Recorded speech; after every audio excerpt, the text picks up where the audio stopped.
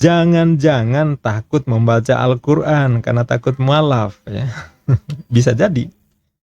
Kenapa enggak membaca Al-Quran? Kenapa enggak ingin membuktikan bahwa 300 ayat dalam Al-Quran dikatakan Saifuddin itu menciptakan kekerasan adalah sebuah kebenaran? Kenapa enggak dibaca? Ya, takut mualaf. Karena kalau mencari seperti itu di Al-Quran dampaknya bisa berbeda. Akibat dari mereka penasaran mencari ayat, kemudian mereka bertanya, berapa banyak mualaf? Banyak loh yang mualaf itu pasca tragedi WTC. Jadi katanya di awal bahwa di Al-Quran justru mengajarkan ayat-ayat kekerasan, diadopsi dari ayat Al-Quran, mereka nggak ketemu, mereka malah belajar di. Nah, kalau itu jelas tepat dikatakan terbongkar, skandal Salome Udin dan Jos terbongkar. Ya, membongkar skandal Salome Udin dan Jos. Kenapa disebut terbongkar atau membongkar? Karena sebelumnya tidak diketahui oleh publik. Tertutup rapat, hanya Udin, Jos, dan Janda yang tahu, di samping Tuhan yang tahu ya.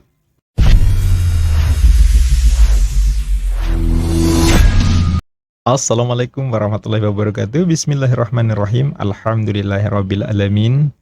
Asyhadu an la ilaha illallah wa asyhadu anna Muhammadar Rasulullah. Sahabat Milah Ibrahim Channel yang semoga senantiasa dirahmati Allah Subhanahu wa taala. Terima kasih atas segala dukungannya dan telah mampir di channel ini. Mudah-mudahan mendapat pencerahan dan informasi penting ya. Sahabat, tentu ini masih dalam suasana Lebaran Idul Fitri 1443 Hijriah. Nah, saya ucapkan selamat Idul Fitri, taqabbalallahu minna wa minkum, maaf lahir batin buat sahabatku yang muslim di mana saja menyimak tayangan ini. Tadi pagi saya menyimak reaction Akhi Julius di HMC membahas tentang Pendeta Risuli yang panas dingin saat menerima pesan lewat WA. Nah, dari situ kita bisa melihat pesan itu menginformasikan bahwa Saifuddin Ibrahim khotbah di salah satu gereja di Amerika Serikat, sahabat. Nah, Pendeta Risuli itu menasihati orang yang mengirimkan pesan agar Saifuddin tidak menghujat. Ya, karena menurut Pak Risuli tampaknya jika menghujat itu kurang baik ya dampaknya ke Indonesia. Nah, karena apalagi kita tahu Saifuddin Ibrahim ini dalam posisi buronan kepolisian ya. Kalau makin diekspos tentu bisa jadi cepat tertangkap. Namun, apa balasan dari informannya itu justru bikin ya ngakak ya. Katanya Saifuddin itu bukan menghujat tetapi membongkar Al-Quran. Nah, itu pekerjaan Tuhan. Katanya begitu. Nah, saya tertarik untuk membahas ini soal membongkar Al-Quran. Benarkah Saifuddin ini benar membongkar Al-Quran atau justru sebaliknya? Nah, akhirnya saya coba ngulik ya dari hasil yang saya cari informasinya, ini yang bisa saya paparkan ya di sini, sahabat. Tonton sampai habis supaya dapat poinnya.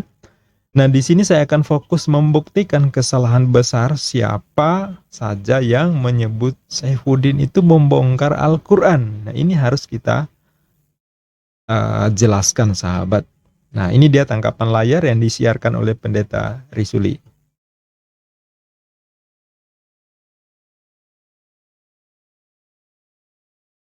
Ya, ini sahabat bisa kita baca paling atas tulisannya, keselamatannya tetap dijaga polisi Amerika. Ya, Pak ya, Saifuddin dijaga oleh Amerika, polisi Amerika di sana ya. Ya, kemudian yang terlihat kepalanya saja di video itu istrinya ya. Berarti yang tadi di awal saya tampilkan kepalanya itu adalah kepala istrinya Saifuddin ya. Berarti istri Saifuddin ikut di Amerika sana ya. Oke, nah berikutnya si Risuli itu menasihati, yang penting jangan menghujat, kata Pak Risuli ya. Yang penting jangan menghujat, sampaikan aja firman Tuhan, karena kita di Indonesia yang jadi masalah ya. Ini yang dikhawatirkan oleh Pendeta Risuli dan itu yang diulas oleh Koh Julius ya. Nah, tapi ini jawabannya yang cukup unik ya menurut saya. Coba saya tampilkan jawabannya, jawaban lengkapnya ya. Ya, ini balasan dari Amerika Serikat ya. Dari informannya Pak Risuli. Ya, di sini disebutkan dengan cukup jelas bahwa dia bukan menghujat, Pak. Dia membongkar Al-Qur'an. Ya, katanya membongkar Al-Qur'an. Ya, tidak bisa kita halangi kemauan Tuhan. Nah, jadi ya kelakuan Saifuddin itu dianggap kemauan Tuhan, ya luar biasa.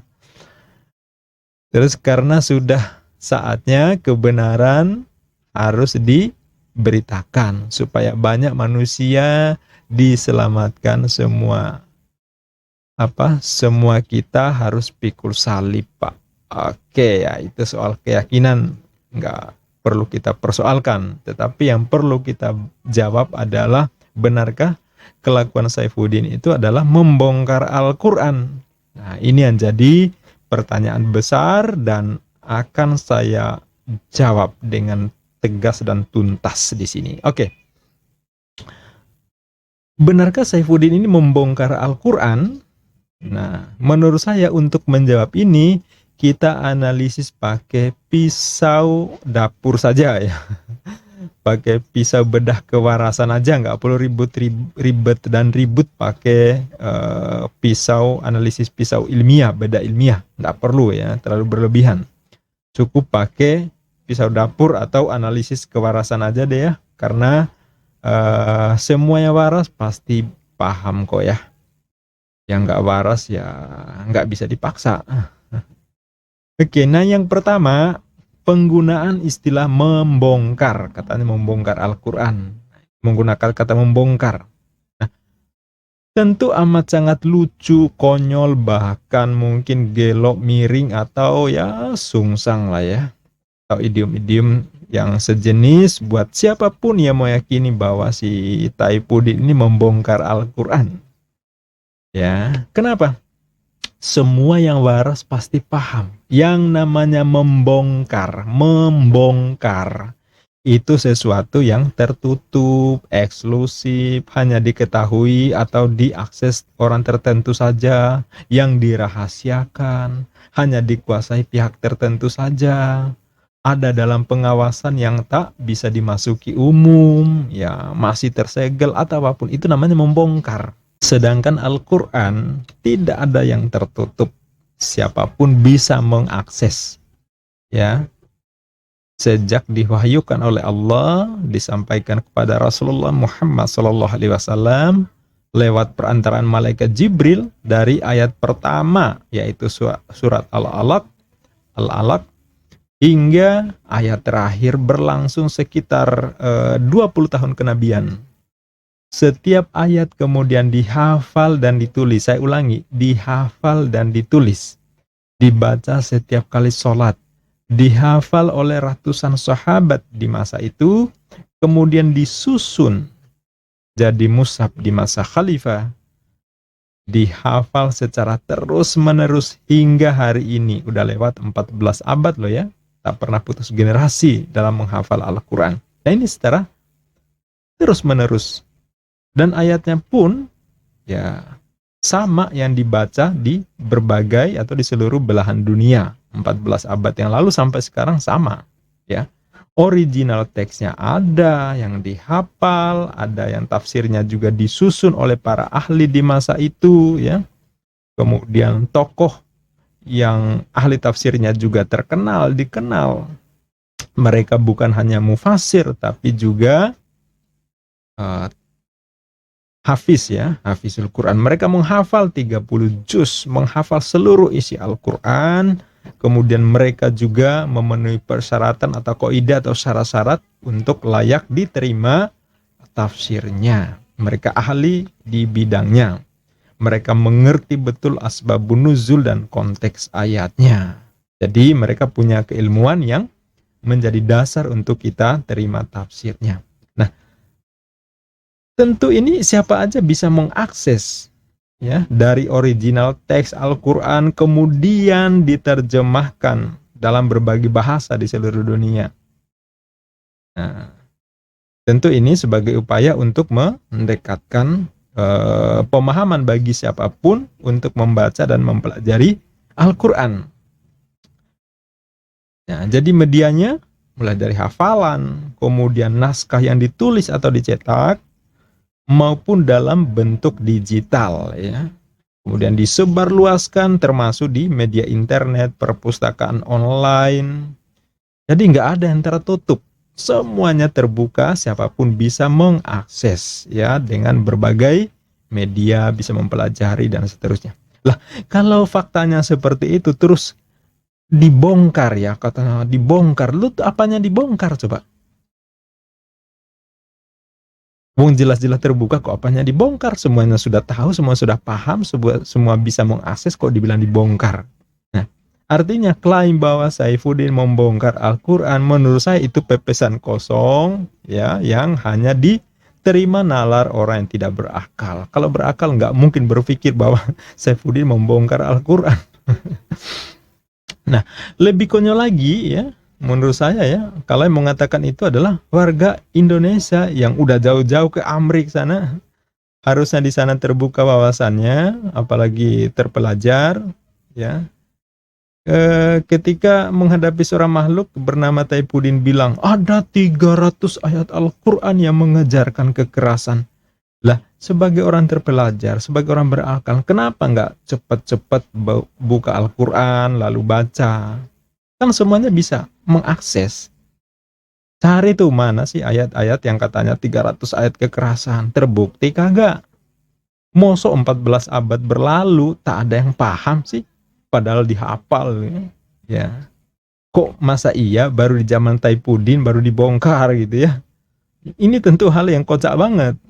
Sangat tidak rasional, sangat tidak masuk akal, ya. Nah, tapi ya namanya Oten nggak terlalu peduli, itu dianggap masuk akal, ya. Oke. Nah, tapi saya punya kekhawatiran, jangan-jangan takut membaca Al-Quran karena takut mualaf, ya. Bisa jadi. Kenapa nggak membaca Al-Quran? Kenapa nggak ingin membuktikan bahwa 300 ayat dalam Al-Quran dikatakan Saifuddin itu menciptakan kekerasan adalah sebuah kebenaran? Kenapa nggak dibaca? Ya, takut mualaf. Karena kalau mencari seperti itu di Al-Quran dampaknya bisa berbeda, ya. Apalagi kita tahu bahwa pasca tragedi 11 September, ya, yang meruntuhkan menara kembar BTC di Amerika Serikat, yang saat itu kan tertuduh sebagai terorisme adalah jaringan Al-Qaeda yang dipimpin Osama bin Laden itu, ya. Nah, lalu kemudian saat itu memicu sentimen terhadap Muslim. Al-Quran dicap sebagai ayat-ayat teror. Nah, namun pada saat yang sama justru membuat orang penasaran. Banyak loh pemuda-pemuda di Amerika, di Eropa, yang mereka justru rame-rame beli terjemahan Al-Quran untuk mencari mana sih ayat-ayat teror yang dipropagandakan kaum Islamofobia. Lah kok nggak ada, ya. Mereka malah penasaran membeli Al-Quran, mereka mencari di situ ayat-ayat mana, ternyata nggak ketemu. Loh kok nggak ada, ya. Nah, apa yang terjadi selanjutnya? Mereka malah mendatangi klub-klub Muslim, Islamic Center, masjid-masjid di sana. Lah mereka malah punya kebiasaan untuk piknik di masjid. Melihat bagaimana sih umat Islam menerapkan syariat agamanya, apakah mereka berlaku kekerasan, ada non-muslim datang di situ terus diperlakukan, dipersekusi gitu, ternyata enggak. Ya. Jadi sekarang wisata baru bukan hanya di pantai, tapi sekarang wisatanya di masjid. Mereka melihat aktivitas muslim di Amerika, di Eropa. Dan ini menarik sekali, Anda bisa lihat di berbagai channel yang menayangkan bagaimana kaum non-muslim, ya, mereka datang ke masjid rame-rame. Mereka melihat di sana bagaimana aktivitas muslim. Ini menarik sekali. Nah, Anda lihat akibat dari mereka penasaran mencari ayat, kemudian mereka bertanya, berapa banyak mu'alaf? Banyak loh yang mu'alaf itu pasca tragedi BTC. Jadi katanya di awal bahwa di Al-Quran justru mengajarkan ayat-ayat kekerasan, diadopsi dari ayat Al-Quran, mereka nggak ketemu, mereka malah belajar di situ ayatnya, mereka pada mu'alaf. Anda lihat di mana ada lawatan dakwah mantan Romo Katolik seperti Yusuf Estes di Amerika Serikat, ada Pierre Vogel di Jerman, ada Antonius Green di Inggris, ya. Mereka yang dulunya penyembah Yesus kini menjadi gerbong yang terjadi syahadat massal di sana. Banyak sekali ditayangkan di berbagai channel. Nah, itu membuktikan bahwa efek dari propaganda bahwa Al-Quran itu memuat ayat-ayat teror, memicu kekerasan, justru berbuah sebaliknya. Banyak yang mualaf. Bahkan berapa banyak yang dulunya melakukan kampanye bakar Al-Quran, Islamofobia, mengajak untuk memusuh Islam, malah akhirnya pada masuk Islam. Itu bukti memahami Al-Quran tidak harus hafiz, tidak harus ulama, siapapun bisa mempelajari, ya, bisa mengakses. Dan yang paling penting adalah tidak ada yang ditutupi. Ya, wong ayatnya begitu, naskah aslinya begitu, original teks seperti itu nggak diubah-ubah untuk disesuaikan dengan kemauan masyarakat. Enggak, memang sudah begitu ayatnya. Dan semuanya terbuka lebar. Lah terus apanya mau dibongkar? Ditutupi kagak kok dibilang dibongkar, Taipu dibongkar, kan lucu ya. Nah ini saya kasih tahu ya. Yang cocok dikatakan dibongkar tuh seperti ini. Misalnya seperti skandal Salome, Udin, dan Jos ya. Barengan mainin janda, berkoalisi mereka pakai dana donasi untuk sewa apartemen buat janda. Sama-sama megang kunci kamar si janda. Nah itu. Nah, terus siapa aja yang pengen malah main ke situ, nemanin janda. Nah, Salome di situ ya. Jadikan janda sebagai piala bergilir begitu ya. Lalu jandanya hamil, lalu saling siku siapa yang bertanggung jawab. Lalu berbagi peran, yang satu ngawinin, yang satu memberkati. Itu seru sekali. Nah, terus mereka akhirnya ribut. Ya, siapa yang bawa kabur duit donasi? Ratusan juta jumlahnya. Akhirnya keduanya pecah kongsi dan saling tuduh. Akhirnya belakangan skandal Salome janda terbongkar oleh sesama mereka dan juga pendeta lain. Di antaranya dibongkar oleh Paul Zong, kemudian Henry Tan. Ya, terbongkarlah skandal Salome, Udi, dan Jos mainan janda.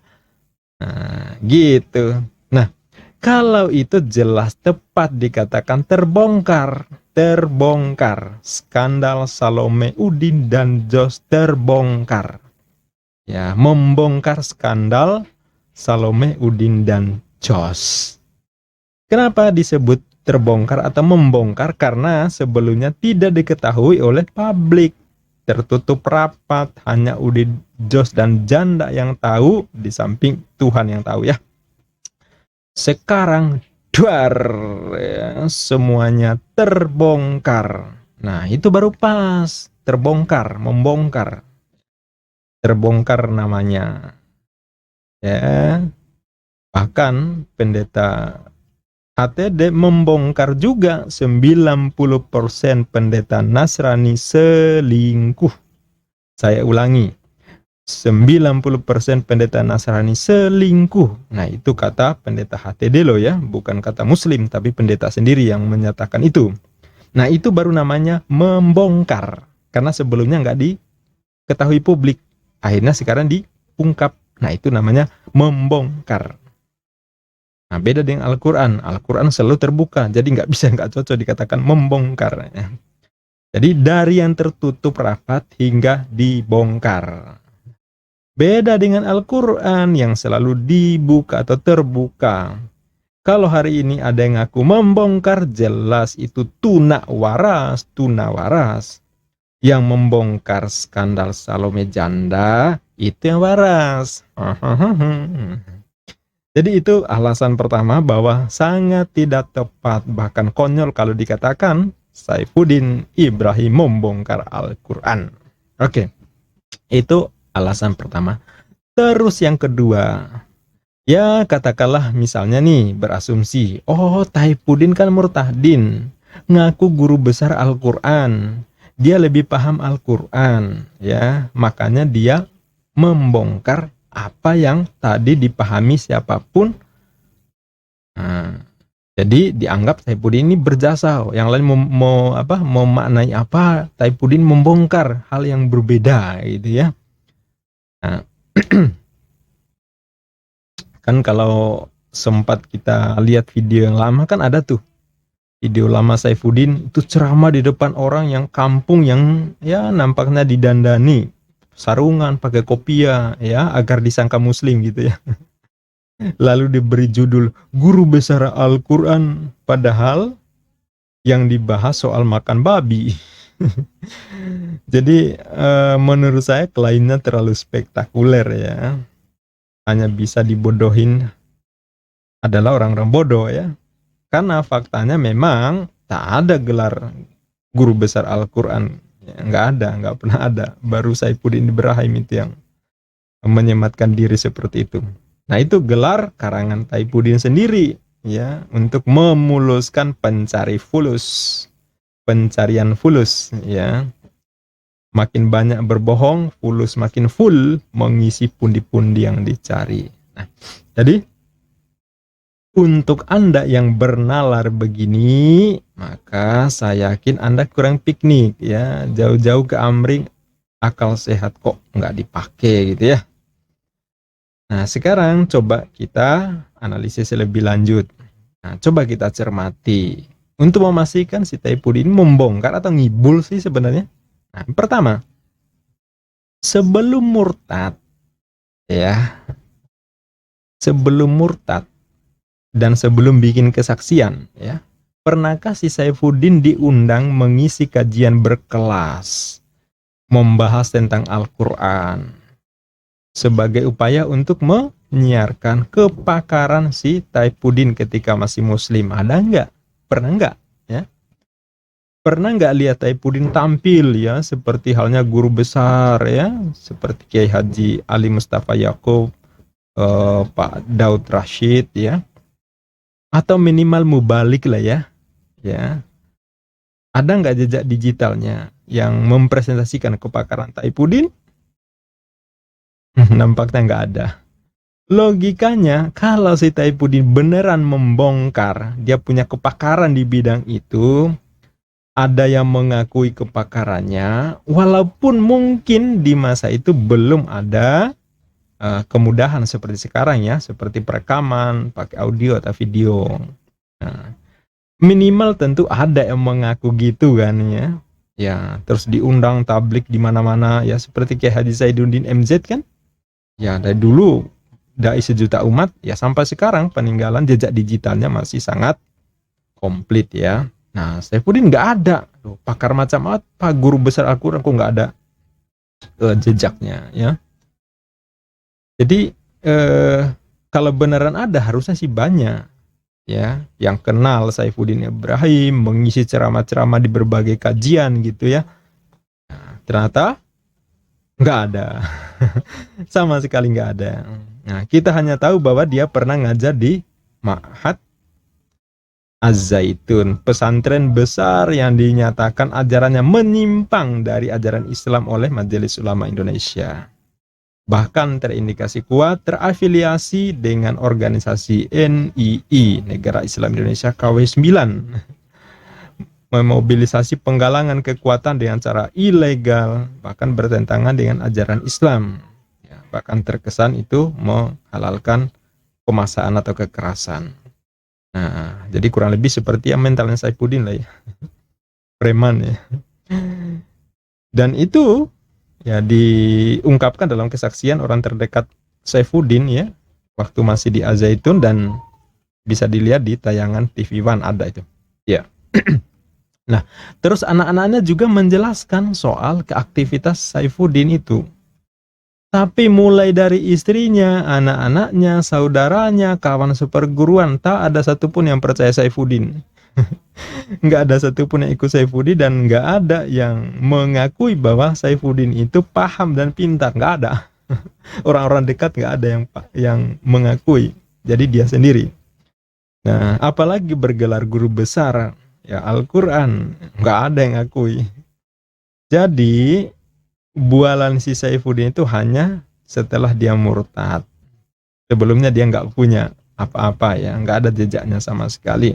Nah, yang percaya pun kawan-kawan sekandang setelah murtad ya. Yang percaya hanya kawan-kawan sekandang dan mungkin juga sepadang rumputan yang sama ya. Ngerti ya kawan-kawan ya. Nah, artinya orang-orang terdekat sampai warna dan ukuran kolor Saifuddin aja mereka tahu. Mereka nggak percaya.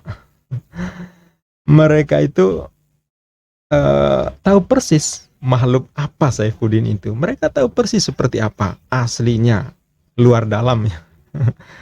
Tapi mereka tidak mengikuti dan tidak tahu bahwa Saifuddin itu pinter. Masa iya? Ya kan? Sedangkan yang tak mengenal justru percaya, rame-rame ngasih donasi ya, walaupun tak ada yang mentasbihkan sebagai pendeta, dia mengangkat dirinya ngaku sebagai pendeta loh si Saifuddin ini. Dan dipercaya. Nah, itu mirisnya. Nah, pertanyaannya ya, coba yang percaya Saifuddin itu waras nggak sih? Halo, waras nggak sih? Kalau dipercaya harusnya ada dasarnya.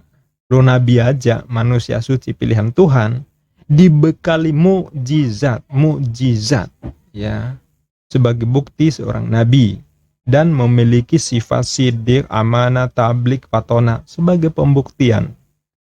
Itu nabi, manusia pilihan Tuhan, diutus oleh Tuhan. Apalagi hanya orang yang lapar lalu nyari jalan pintas jadi murtadin ya. Bual ini itu demi memuaskan syahwat duniawinya lah kok dipercaya itu ya. Dibilang membongkar Al-Quran. Aduh, luar biasa. Lah harusnya tuh malu ya. Ketika membaca terjemahan aja salah. Nggak paham asbabun nuzul. Nggak baca ayat sebelum dan sesudahnya untuk mengetahui konteksnya. Lalu sampai ada dikoreksi bocah-bocah TK gitu ya. Tapi masih juga diberi label membongkar Al-Quran. Luar biasa ya. Dibilang kebenaran Tuhan lah. Pekerjaan Tuhan lah. Aduh, payah. Ya. Yang harusnya Oten percaya itu ya menurut saya seperti Pak Bobson ya. Pak Bobson Tampu Bolon yang di BSS official ya. Karena beliau memang praktisi hukum ya, pengacara. Beliau seorang Kristen tapi objektif. Karena beliau pernah kuliah di perguruan Islam. Jadi beliau belajar tentang Islam. Kajian kritis tentang Islam, mereka belajar. Pak Bobson belajar. Kemudian bahkan beliau dari kecil hidup bersama Muslim. Bersama orang-orang Islam, ya, masyarakat Islam, karakter Islam mereka hafal betul. Jadi beliau pun malah nantang Saifuddin agar adu pemahaman tentang Islam. Ya, ketika Saifuddin menceritakan Islam begini dan begini yang katanya seperti itu ada di Al-Quran, ya, ditantang oleh Pak Bob ini ya untuk adu pemahaman tentang Islam. Benarkah ayat-ayat teror ada di Al-Quran? Dan itu ditantang oleh Pak Bobson yang juga beliau adalah seorang Kristiani. Nah, tapi tentu ya nggak mungkin lah Pak Saifuddin ini menerima tantangan Pak Bob. Ya tentu karena takut isi kepalanya dibongkar ya. Kalau dibongkar kan jemaatnya bubar. Donasinya terhenti. Ya segila nanti ya. Saya kira mungkin itu demikian ulasan ini ya sahabat. Terima kasih atas segala dukungannya. Semoga menambah wawasan dan memberikan pencerahan untuk melawan anasir-anasir penyesatan dan pemurtadan di sekitar kita. Salah satunya adalah klaim-klaim bohong yang diamanatkan atau yang disebarluaskan oleh Saifuddin CS. Semoga memberikan pencerahan buat kita semua di sini setelah menyimak tayangan ini. Terima kasih atas segala dukungannya. Sampai jumpa di video di tayangan berikutnya. Billahi taufiq wal hidayah. Wassalamualaikum warahmatullahi wabarakatuh.